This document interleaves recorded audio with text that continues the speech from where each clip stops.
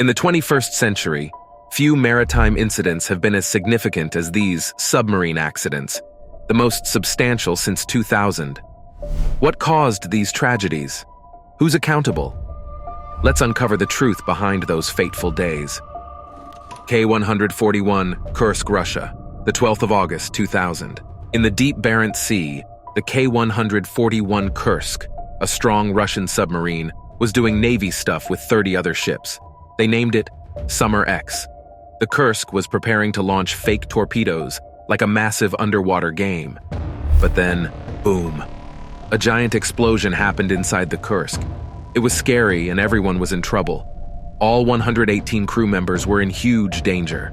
They found out later that one of the torpedoes leaked and caused the big blast. The front part of the Kursk got messed up. Surprisingly, 23 crew members survived by hiding in the 9th part of the submarine. They fought hard to stay alive, but no one could save them in time.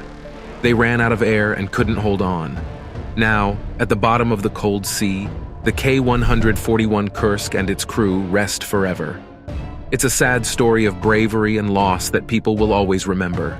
HMS Trafalgar, November 2002, Scotland. In November 2002, a Royal Navy submarine called HMS Trafalgar had a big problem. It was going underwater near Skye, Scotland, as part of a training course for new commanders. But then, it crashed into some rocks while traveling underwater at a good speed. This crash caused a lot of damage to the submarine's hull, and 3 sailors got hurt. So, what happened? Well, it turns out the commander, Lieutenant Commander Tim Green, told the submarine to go in the wrong direction, right into those rocks. Even though those rocks were on the maps, they still ran into them. The maps had some paper on top, and that made it hard to see where they were going. Plus, the people in charge didn't do a great job of keeping track of where the submarine was using its equipment. Because of all this, 2 commanders, Robert Fancy and Ian McGee, got into trouble. They had to go to a special trial, and they got in trouble for what happened. This whole thing taught everyone a big lesson about being careful when you're driving a submarine.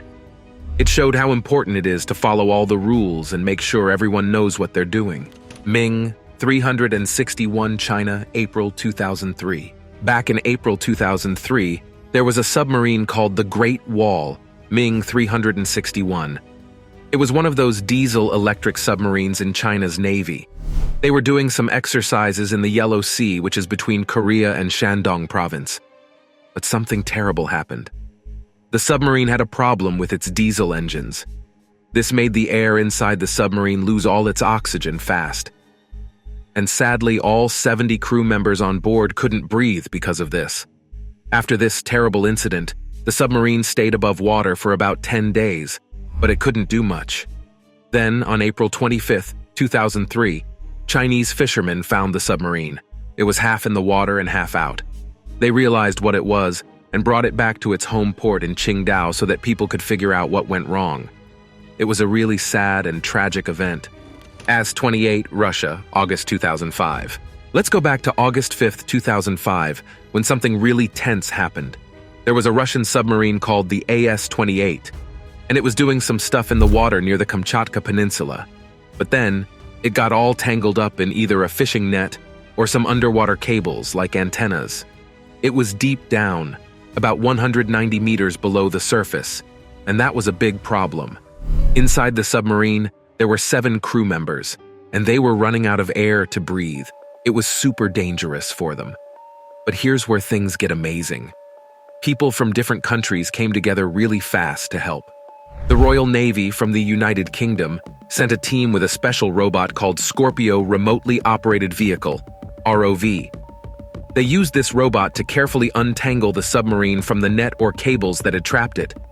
It took some skill and patience, but they did it.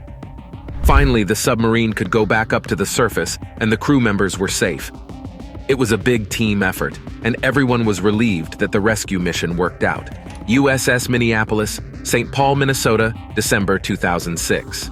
It was December 29, 2006, and the USS Minneapolis St Paul was sailing near Plymouth Sound, England. But something really sad happened.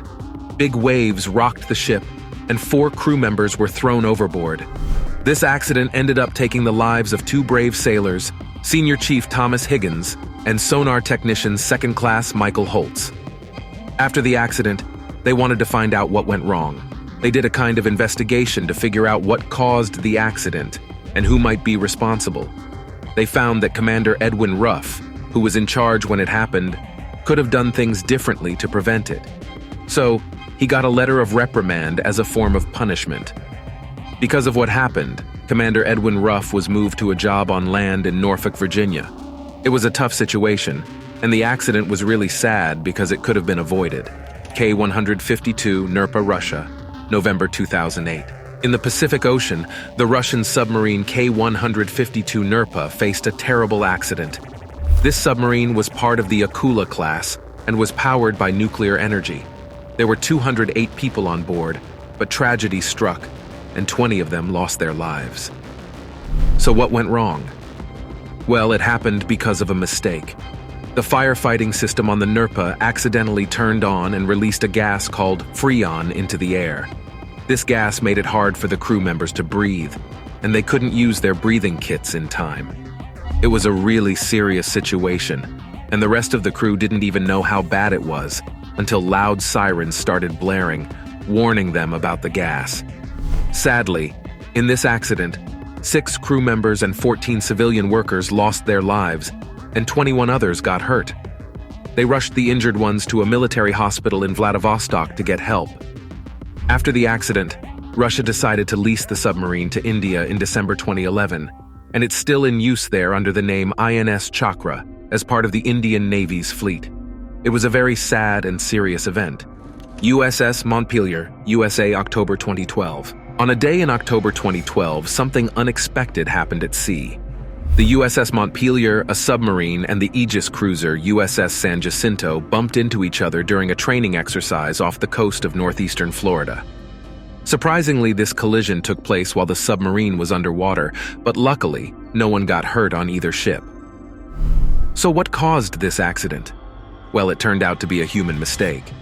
The folks on board the USS Montpelier didn't work together very well, and the commanding officer didn't follow the right rules for submarines when they were close to the surface.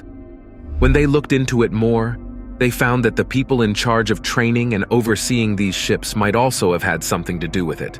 So, it wasn't just one thing that caused the accident, but a combination of factors. It was a lesson in teamwork and following the rules to make sure everyone stays safe at sea. Russian K150 Tomsk fire, September 2013. Back in September 2013, something really scary happened at the Zvezda shipyard near Vladivostok, right by the Sea of Japan. A submarine was there for some repairs, but then a fire started. It all began when they were doing some welding work, and things got out of control fast. The fire just kept spreading, and it took a whole 5 hours of hard work to finally put it out. The worst part was that 15 sailors got hurt in the fire. They had to rush them to the hospital, but the report didn't give all the details about how bad their injuries were. Of course, they had to figure out why this happened and how much damage it caused. So, they did a big investigation to find out. It's super important to make sure this kind of thing doesn't happen again because they care about keeping the crew and submarines safe. Safety is a top priority for them, and they take it very seriously. HMS Deshane, Australia, February 2017. On a day in February 2017, HMAS Deshane, a submarine from the Royal Australian Navy, RAN, was out at sea near Western Australia doing its thing. But then something really serious happened. The submarine was going pretty deep, close to the deepest it could go when a pipe carrying seawater burst. This wasn't good at all because high-pressure seawater started rushing into the lower engine room. Thankfully, the crew on the submarine acted fast. They sealed off the broken pipe to stop more water from coming in. If they hadn't done that within just 20 seconds, the submarine might have become too heavy and wouldn't have been able to come back up to the surface. After this close call, the Royal Australian Navy got worried and told all their Collins-class submarines to come back to the submarine base, HMAS Stirling, for a closer look. Engineers checked all the pipes, but they couldn't find any obvious problems that would make one burst. It was a big scare, but thanks to the quick actions of the crew, things turned out okay in the end. Submersible Titan, OceanGate, Canada, 2023. In June 2023, a sad and terrible thing happened during an expedition. They were trying to see the Titanic wreck deep down in the North Atlantic Ocean near Canada. There was a special submarine called Titan, run by a company called OceanGate. It was supposed to be a great adventure. But then, out of nowhere, the Titan just broke apart and imploded. Inside, there were 5 people, and they all lost their lives. This was an awful moment for everyone. Among the people on board were OceanGate's boss, Stockton Rush, a famous explorer named Paul-Henri Nargeolet, a businessman named Hamish Harding, and Shahzada Dawood, a businessman from Pakistan and Britain, along with his young son, Sulman. This tragic accident made people everywhere wonder why safety wasn't better checked on these kinds of adventures. People were asking why there weren't more rules to keep everyone safe. They found out that OceanGate hadn't even had someone else check to make sure they were doing things safely.